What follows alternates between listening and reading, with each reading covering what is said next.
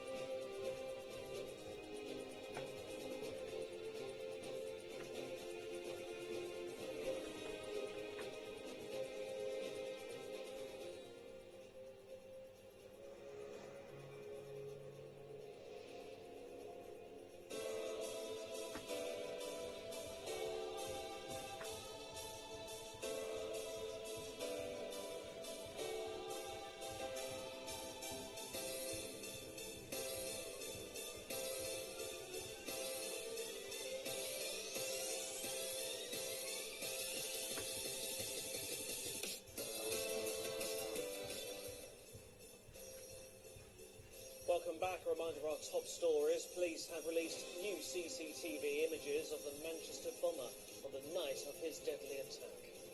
The UK terror threat level has been reduced from critical to severe as Theresa May outlines Conservative plans for a new commission to fight extremism.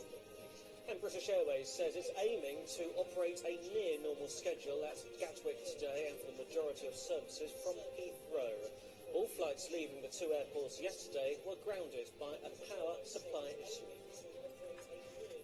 Now with another look at today's newspapers, here's Anna Jones. Hello, you're watching the press preview on Sky News. Joining me this evening to go through the morning papers is Dan Hodges and Ellie May O'Hagan. Hello to both of you. So let's take a look then at what's on the front pages. And the Mail on Sunday leads with a picture of the Manchester bomber moments before Monday's attack. That image makes the front of the Mirror too, with the headline, Moments Before Massacre. Britain's security minister is accusing social media firms of failing to stop terror. That's according to the Sunday Telegraph. The Observer reports on Britain's need to deal with the EU to combat terror, quoting what it describes as leading security experts. And the Conservatives get back on the campaign trail amid reports of a divided party. That's according to the Sunday Times. The front pages and inside the pages as well, with Dan Hodges and Ellie May O'Hagan. Welcome to both of you properly.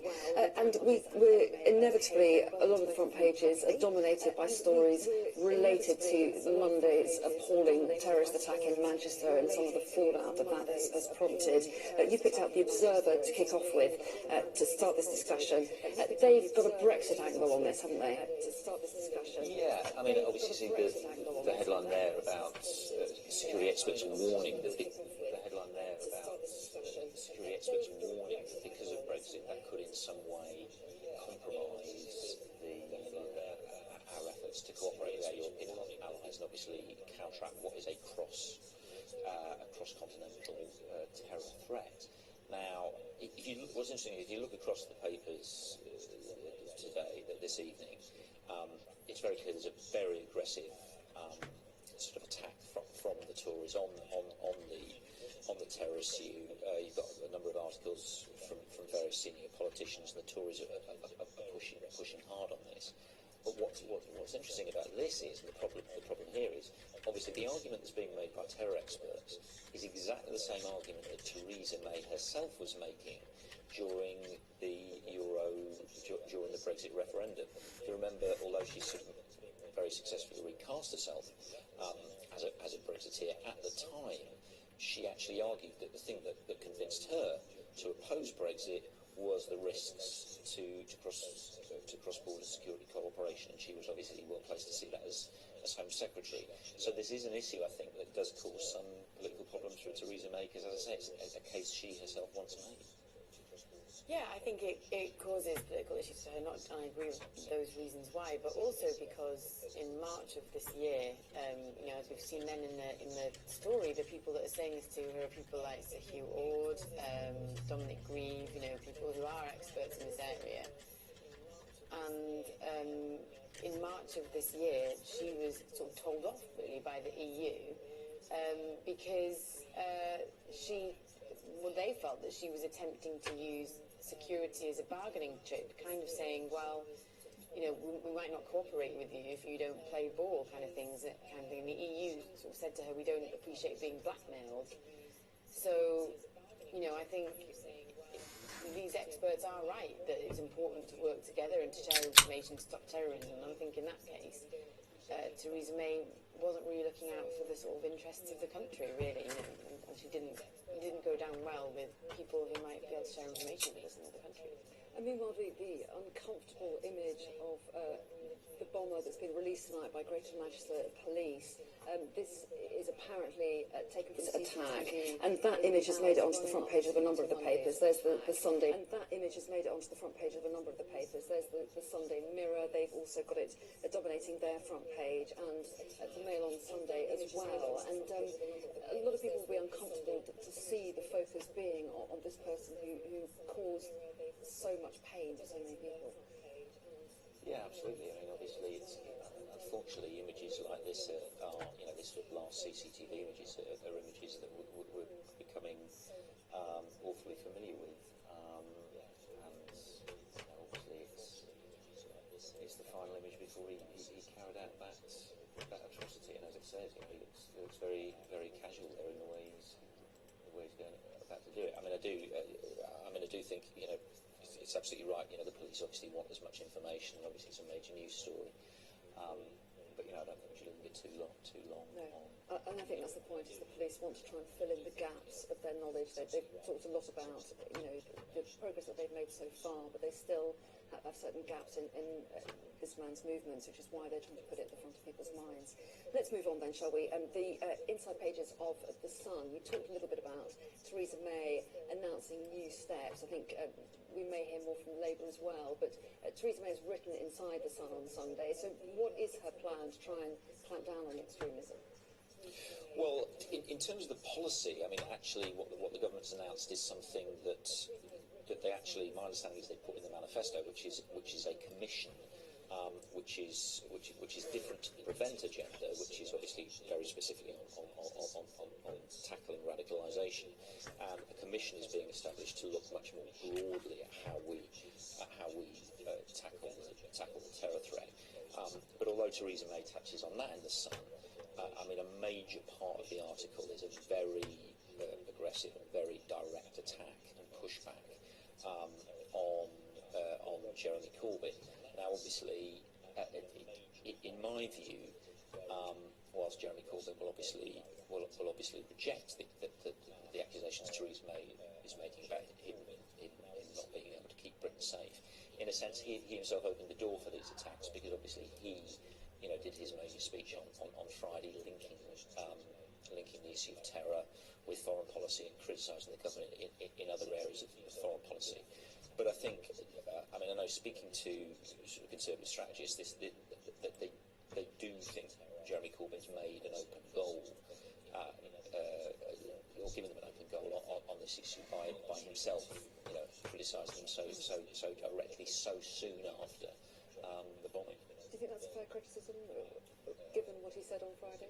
I don't actually, because I will tell you a story. In this article, Theresa May accuses Jeremy Corbyn of voting against laws that would keep us safe. One of those laws is the Terrorism Act of 2000, and in that there's this bit called Section 44, which basically stopped people taking photos of public buildings.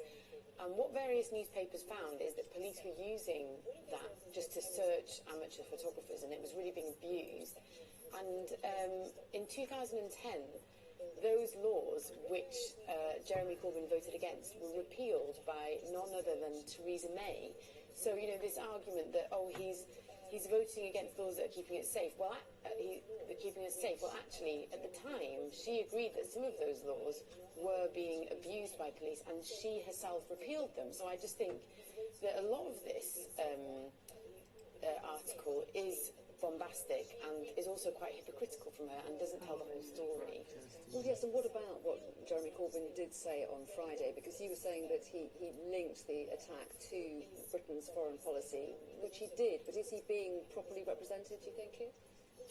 No, because, he was very clear in his speech, and this is the bit that Theresa May hasn't mentioned, that responsibility for terrorism lies with terrorists. But, it's a mainstream opinion that the war on terror may have exacerbated the problem of terrorism. Two former heads of MI5 have said it. Tony Blair has said it. It's not just a kind of radical fringe opinion. And indeed, most of the British public do agree with Jeremy Corbyn on that. And I do think that we shouldn't just be trying to prevent terrorist attacks as they're about to happen or clamping down in the aftermath. We should also talk about what makes people want to become terrorists, how is it created, and how can we change things in order to reduce that. Is it possible to have a mature conversation about what should happen and how to clamp down on extremism without it becoming so divided, or is it just possible given that we're? I think you can have that conversation, and I think it's vital. We should have that conversation. I mean, I take issue with Ellie. I mean, Jeremy Corbyn. Just for once, I will. I mean, he, in one breath, he said, obviously, I'm not blaming anybody other than the attacker for the attack, and then proceeded to blame the government for its foreign policy, the cuts in police numbers, for its prisons policy, and for its draconian use of anti-terror legislation. So, you know, there was a bit of dog whistle. That's not true. He's talking about the circumstances in which terrorism happened. He's not saying it's the government's fault the government makes terrorism happen. He's saying we need to talk about the circumstances that people become terrorists. It doesn't mean that you then say, oh, it's not their fault that they're terrorists. No. In the same way that you wouldn't say that economic decline, historians say now, economic decline in Nazi Germany was exploited by the Nazis to get people to vote for the Nazis. It doesn't mean that every historian is a Nazi apologist. It just means that you look at the circumstances that enable terrible things to happen, and you talk about how can we avoid those circumstances in future. But with respect, I was sitting in the room when he said it, and what he said was, I'm not blaming anyone else. He then said, but we've got to look at foreign policy, we've got to look at what the government's doing in terms of cutting police, we've got to look at what the government's doing in terms of prisons and how that's radicalising people, we've got to look at what the government's doing in terms of the very sort of legislation that you talked about just a moment ago. So he very, very specifically was criticising the government. He very, very specifically was linking government policy with terror attacks in general. It wasn't quite crass enough to tie it to Manchester, but it was in the context of Manchester, and everybody knows what he's talking about. But that's fine, and if Jeremy Corbyn wants to make those criticisms, that's fine. But he then can't complain, and his supporters then can't complain when people like Theresa May, put forward their own criticisms in relation to that, in relation to his policies, and obviously his past association. I don't think anyone is complaining. I think this is just well, let's see. Let's see. My experience of this is that Jeremy Corbyn is very good at dishing it out. He's less good at actually taking it. But we'll see. Okay, let's just take our attention down to the bottom right-hand corner of that double-page spread. Tory poll boost is how they put it here, and there are a number of different polls across the papers, aren't there? And what are they? Is there a general trend that we can sum up? Yeah, I mean, I think the way I would sum up the general trend is obviously there was a mass panic, certainly in Tory ranks. I think was it yesterday, the day before, when the poll came out showing Labour had cut the Tory lead to 5 points. But here we've got a poll which I'm trying to work out who it's from, which has the Tory lead holding steady at 14%. And They say it's an ICM poll. that's the ICM, and there's an interesting thing also by David Wood, the paper's political editor, in which he goes through the various issues and shows how Theresa May, what he says is her perceived strong handling of the terror crisis is a big part of this, because when it comes to keeping Britain safe and issues of security, Theresa May and the Tories hold a very strong lead over Labour and Jeremy Corbyn in particular. And I know, speaking to a number of Labour MPs on Friday, when it became, when Jeremy Corbyn did give that speech, a lot of Labour MPs some were absolutely furious with him for doing it, not just because they disagreed with what he was saying, but because in their view he was just playing into the Tories' hands on this. A lot of people are very wary at looking at polls at all, given recent history and how polls have got it wrong on several major elections, not just here. However, there does seem to be some sense that the Tories were at least rattled by making it a bit smaller, and translated Sunday Times suggesting that they might be having a bit of a rethink about how they run their campaign. Yeah, I mean, I think one of the few things that me and Dan do agree on is that you can't trust the polls, and you shouldn't base your political judgment about who's going to win elections on polls. You should look at the broader picture. So I'm trying not to take too much notice of the polls, but I think, I do think that in going into this election it was Theresa May's to lose. I think that's why she called it, and actually her campaign has been quite rocky, and even John Prescott tweeted in the last couple of days that Tory grandees are cross because they think it's been a bit of a disaster. And I don't recall a time in politics where a key pledge of a manifesto has been U-turned on sort of a week later before the election has even happened. So I don't think it's been a great campaign. I mean, obviously Labour has still got a mountain to climb. I mean, I'm absolutely not disputing that, but I do think that she had this election to win.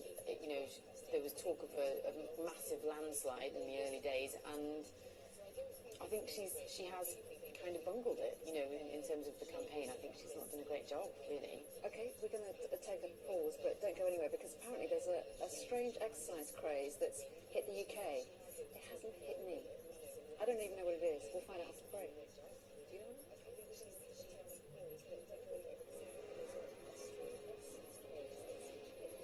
Hi, I'm Rachel Hardiman with the Showbiz News. A warning, some flash photography is coming up. The latest Pirates of the Caribbean film is set to top the North American box office, knocking Guardians of the Galaxy from the top spot. Pirates of the Caribbean, Dead Men Tell No Tales is estimated to make $84 million over the weekend. The fifth film in the series is also set to beat comedy Baywatch, starring Dwayne Johnson and Zac Efron as lifeguards. The Walt Disney movie sees Johnny Depp return to his role as Captain Jack Sparrow. He's coming for you, Jack. Where's your ship? Your crew? Your pants? Jack?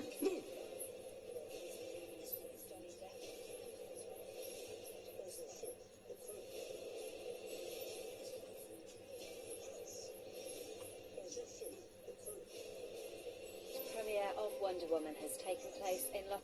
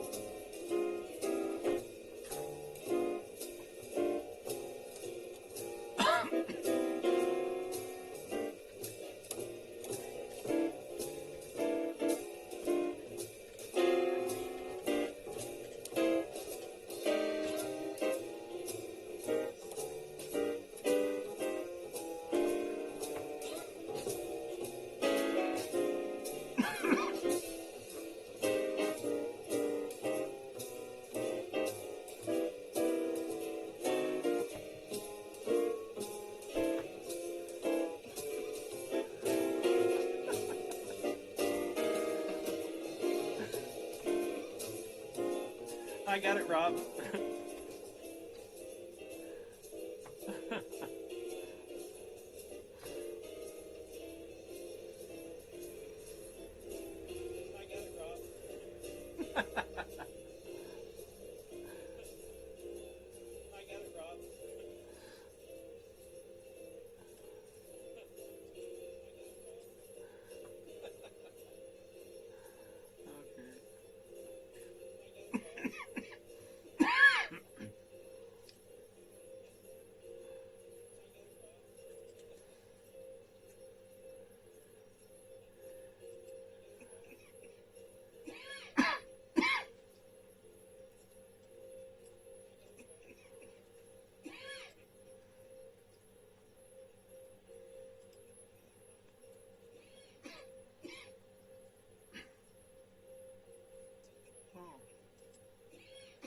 Should stop that.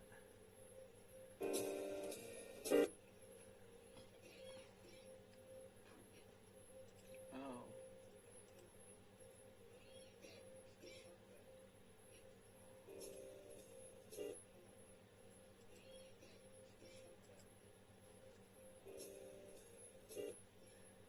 Hey, hey, hey, hey!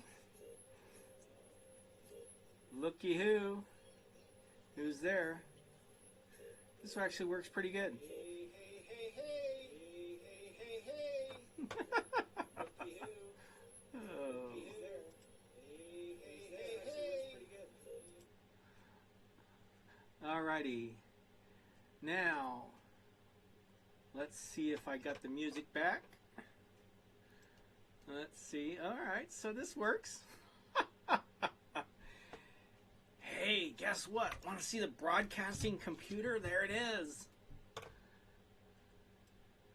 Oops. Okay.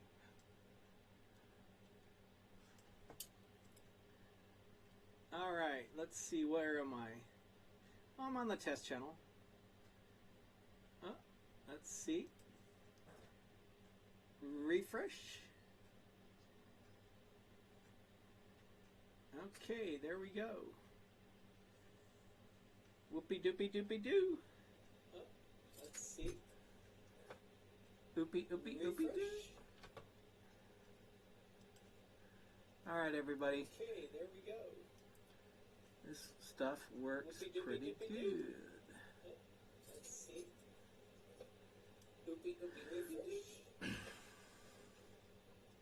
All right, so YouTube works. Oh my goodness. What are we going to do now?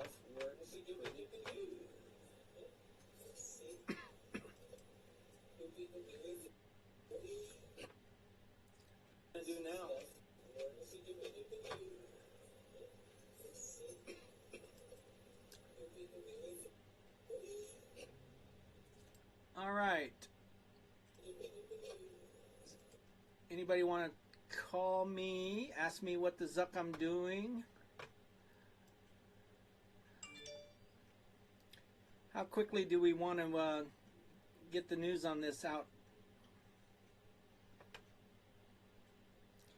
All right, I'll find out.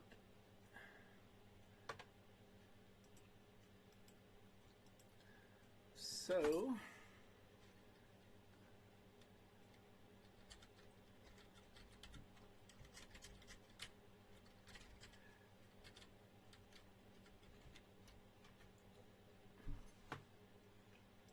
okay, for those of you that don't know, you can have a YouTube streaming channel. This is a top secret development on Brax.me. So I don't know if I want to tell everybody yet. So, let's see. All right, back to streaming channel.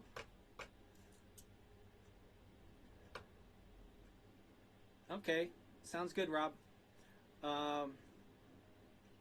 Should I turn That's Worrisome onto it?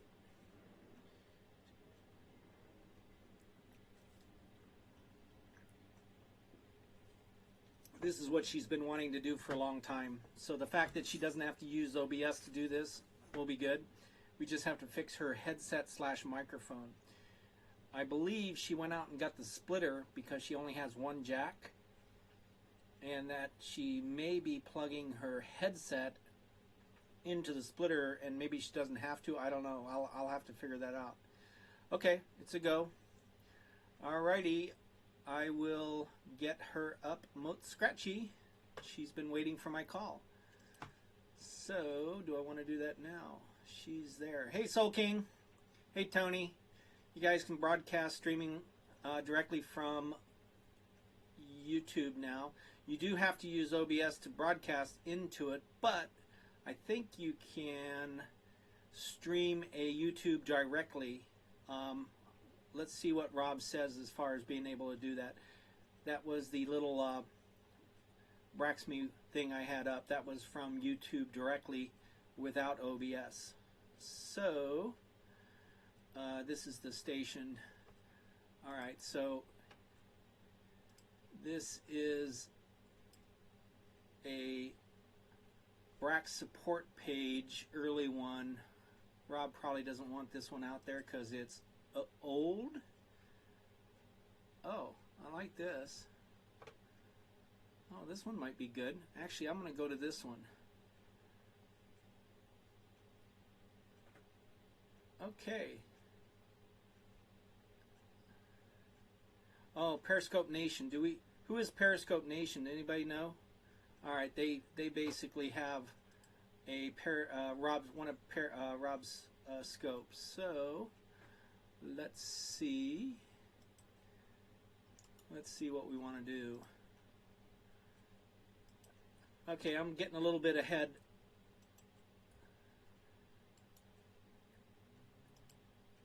Rob, I actually broadcast this and it went fine. I just put that, like you said. People can try this. If they put this into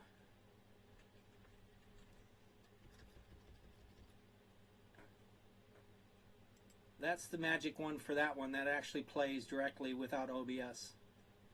So I can give it a try. This is actually pretty easy now. Essentially, you can play any YouTube video. So that's what's going to make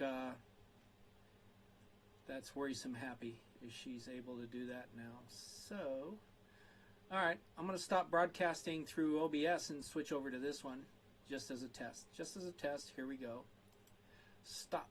Oh, I can't stop it up there. I got to go down below. Stop the video. Now I'm going into my settings, my identity.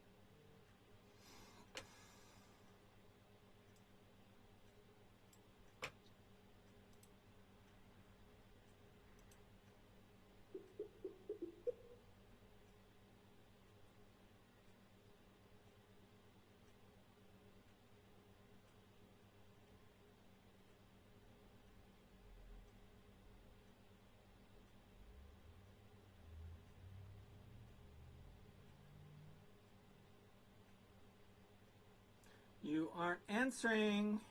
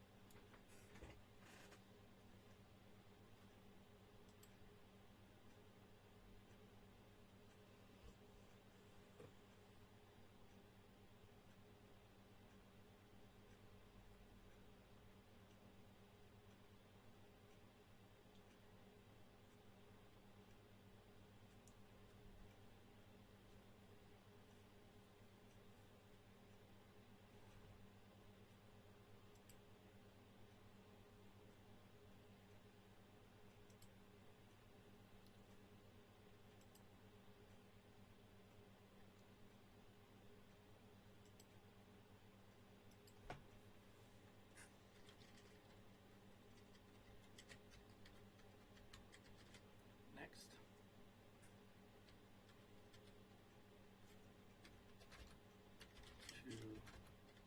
To test.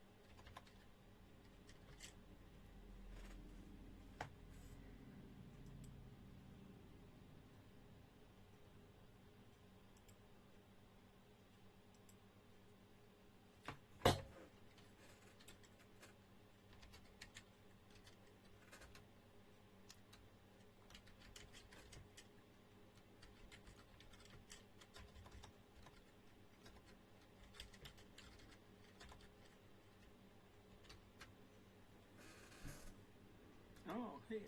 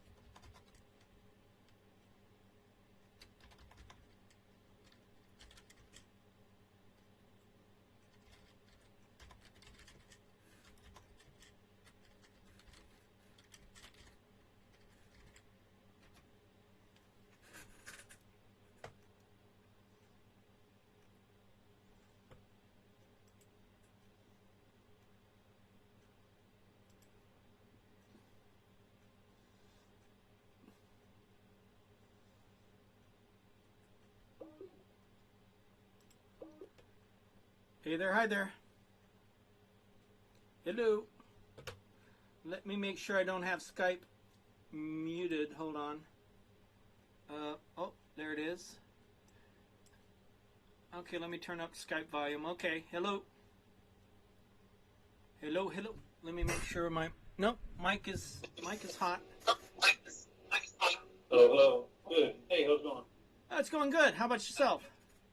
Oh, pretty good now that things are working, I believe. Okay. All right, I'm going to try on the test channel now. Okay, are you on her PC? Yes, I am. Are you wearing her headset?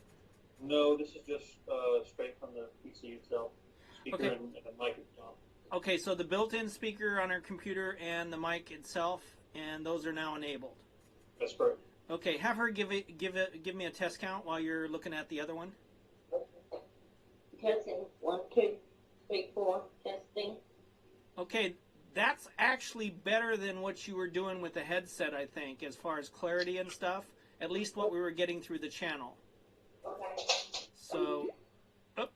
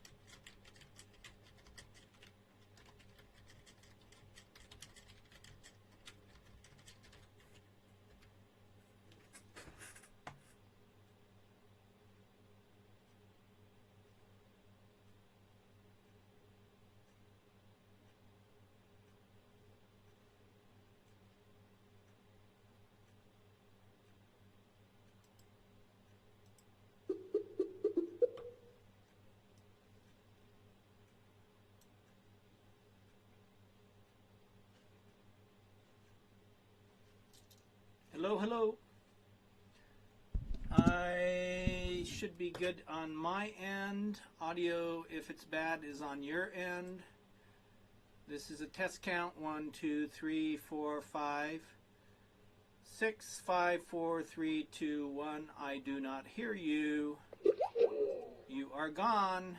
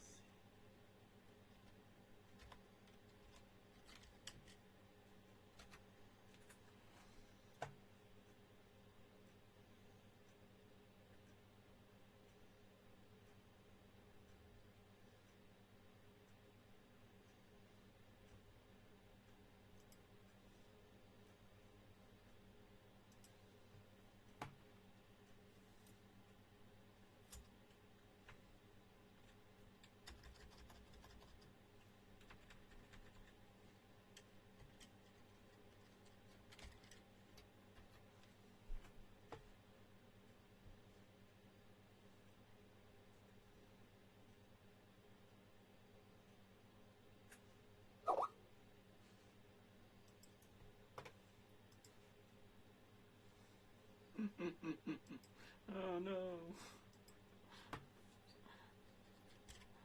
Oh no, sorry.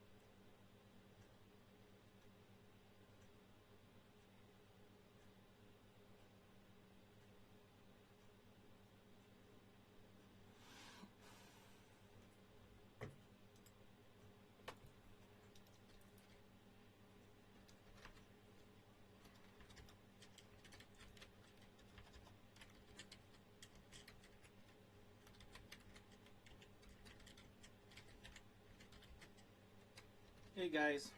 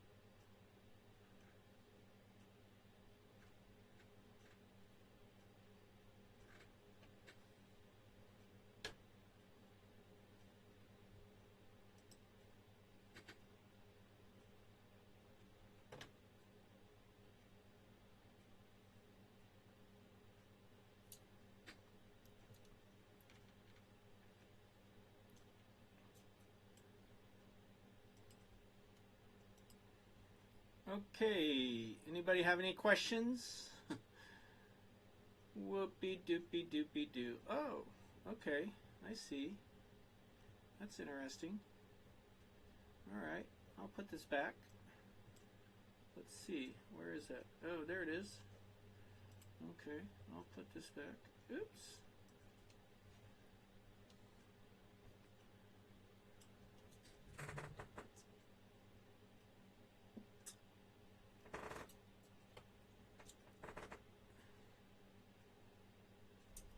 Ding-a-ling-ling.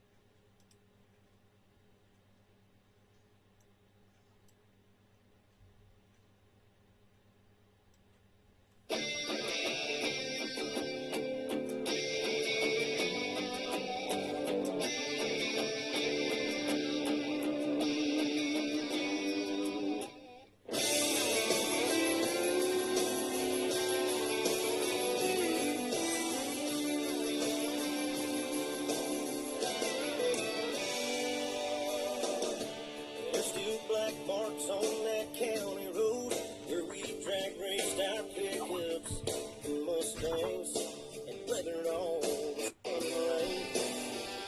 And to this day, up on that overpass, even underneath.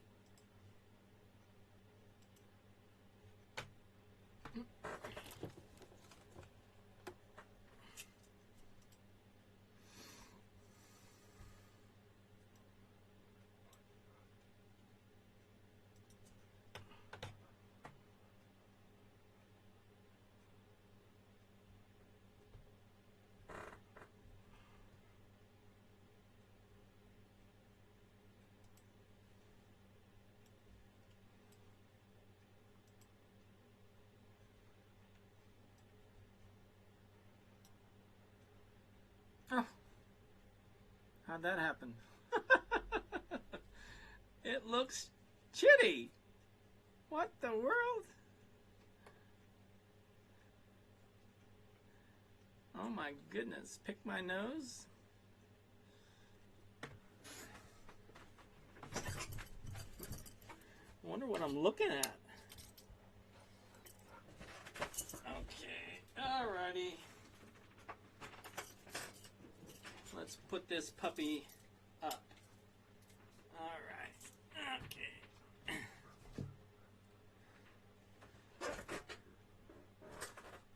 Oh my goodness, I look terrible.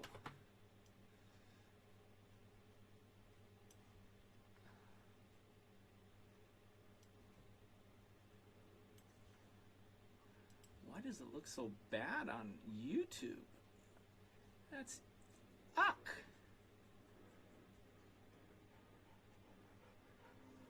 Oh, this looks okay over there, but man, oh man. Alright, I'm going to end this one. Alright, so let's look at settings.